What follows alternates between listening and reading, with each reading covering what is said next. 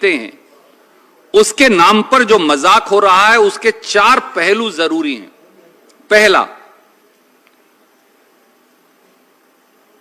CET करवाने के बाद सीईटी में से केवल 4 गुना उम्मीदवार बुलाने की एक अजीबोगरीब शर्त लगवा दी।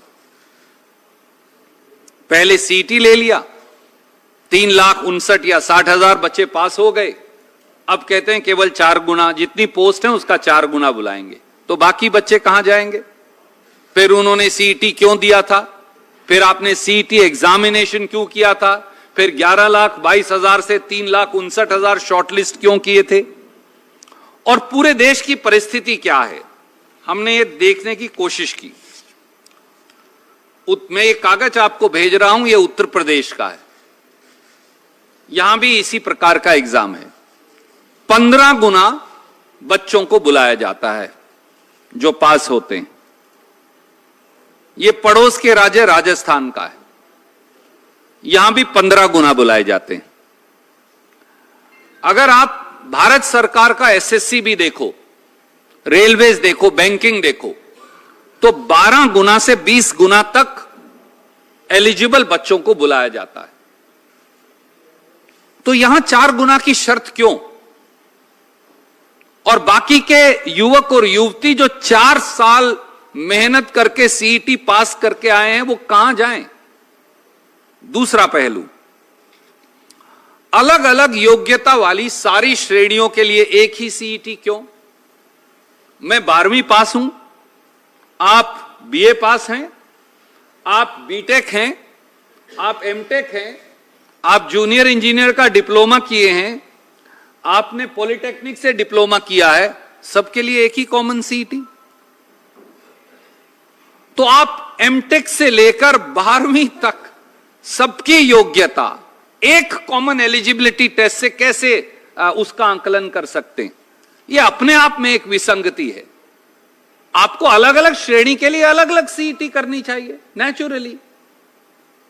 आप एमटेक का और 12वीं का मुकाबला कैसे कर सकते हैं एक सीईटी से? तीसरा पहलू, सीईटी के पेपर में महानुभाव खट्टर साहब और महानुभाव दुष्यंत चौटाला जी और उनके स्टाफ सिलेक्शन कमीशन ने 63 ग्रुप्स और 401 कैटेगरी रख रखी। ग्रुप्स क्या हैं? कोई 12वीं है जैसा मैंने बताया, कोई ग्रेजुएट है, कोई एमटेक है, कोई बीटेक है, कोई पॉलिटेक्निक है, इत्यादि इत्यादि। और कैटेगरीज क्या हैं? 401, कोई एएलएम की है, कोई जेईई की है, कोई जेएससी की है, इत्यादि इत्यादि। अब क्या करना पड़ेगा? आपने उन सब बच्चों का एक सीईटी कर दिया, तो अब आपको इनको 63 ग्रुप्स और 401 कैटेगरी में बांटना पड़ेगा। मैं तो एमटेक हूं, मैंने तो इंजीनियरिंग पोस्ट के लिए अप्लाई किया है, तो हो सकता है मैंने 2 में अप्लाई किया हो, तो आपको मेरा रिजल्ट निकालकर वहां डालना पड़ेगा। तो अब 63 ग्रुप्स और 401 कैटेगरी में इस सीईटी के कॉमन रिजल्ट को बांटना है। भैया 2019 से 2023 4.5 साल तो बच्चों के यहां लगा दिया आपने। अब इस रिजल्ट को आप 63 ग्रुप्स और 401 कैटेगरी में कैसे बांटोगे खट्टर साहब? 10 साल और लगेंगे आपको। फिर आप त्रुटियां होंगी, फिर आप पोर्टल खोलते रहना, फिर त्रुटियां होंगी, फिर पोर्टल खोलते रहना। इसी हमारे यहां कहते हैं हरियाणा में खड़ी बोली में, गधी गेड़ में डाले रखना बच्चों को, घुमाते रहना उनको, बस नौकरी नहीं देनी। चौथा हिस्सा, अनेक बच्चों ने अपने आप में रिजल्ट ही डिफेक्टिव है, अब भी जो अनाउंस किया है वो पास ही, वो चल ही नहीं सकता।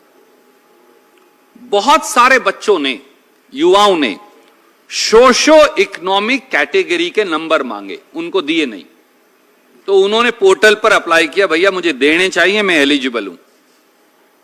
कई बच्चों ने गलती से ले लिए थे, उन्होंने कहा मेरे डिलीट कर दीजिए।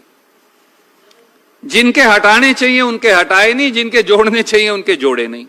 वो सब दर दर की ठोकरें खा रहे हैं। तो सीईटी चलेगा कैसे? फिर नौकरी कैसे लगेगी? 5वां पहलू, इकोनॉमिकली वीकर सेक्शन और एक्स सर्विसमैन कैटेगरी के बच्चों को, युवाओं को जर्नल कैटेगरी में डाल दिया है।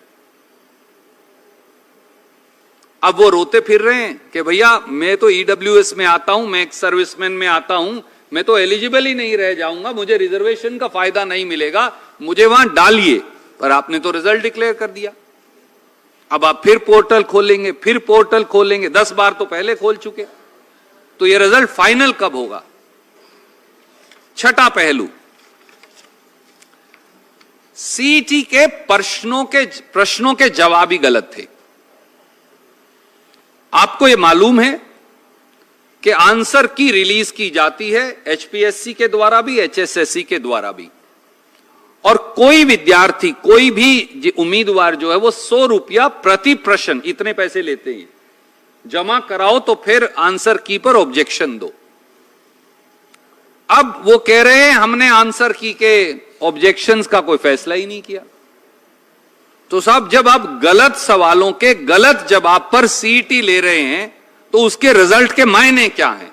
और इसलिए मैं ज्यादा आपको, वैसे तो पूरा पेपर मेरे पास है, पर इतनी अकलमंद सरकार है भाजपा जजपा की, उसके 4 सवाल केवल आपको पढ़कर बताता हूं। क्वेश्चन नंबर 77 था सीईटी में, निम्नलिखित में से किस खिलाड़ी ने राष्ट्रमंडल खेल 2018 में कुश्ती में कांस्य पदक जीता? ए बबीता फोगाट, 2 गीतिका जाखड़, 3 विनेश फोगाट, 4 योगेश्वर दत्त, 5 उत्तर नहीं देना चाहते। अब ये 5 ही गलत हैं, क्योंकि सही जवाब साक्षी मलिक है।